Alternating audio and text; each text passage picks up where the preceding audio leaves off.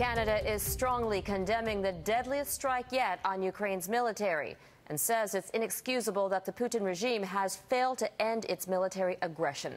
Pro-Russian separatists targeted a transport plane, killing 49 troops. And tonight there are reports Russian tanks are now moving across the border, escalating the crisis. The Ukrainian government vows to retaliate. Shirley Engel reports.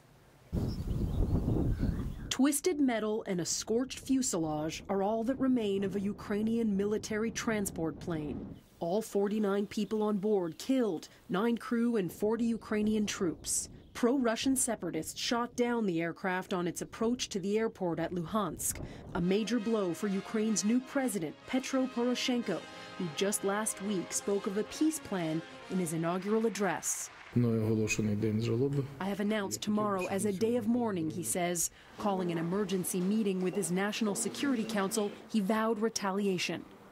It's the deadliest attack on government forces since Kiev began an offensive to crush the insurgency in the east.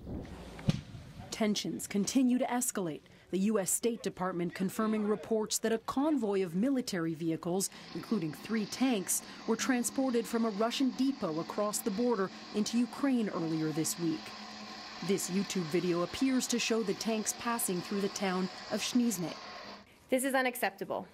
Poroshenko protested this action yesterday with President Putin, and Secretary Kerry raised our concerns with Foreign Minister Lavrov on Wednesday as well. Secretary of State John Kerry is warning Russia the U.S. and its G7 partners, including Canada, will raise the costs for Moscow if it doesn't sever ties with pro-Russia separatists and curb the flow of weapons into Ukraine.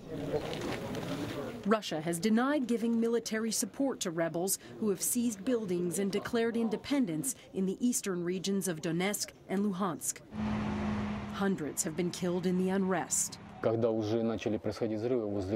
were living in constant fear that something bad would happen, says this man who fled with his family just in time to miss a shell hitting their home.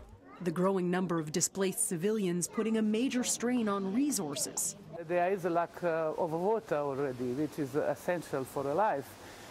We are all aware that one town without supplies entering in cannot really live on food which is already there. Emboldened by their latest attack, rebels vow to continue fighting the government. Peace in the region more elusive now than ever before. Shirley Engel, Global News.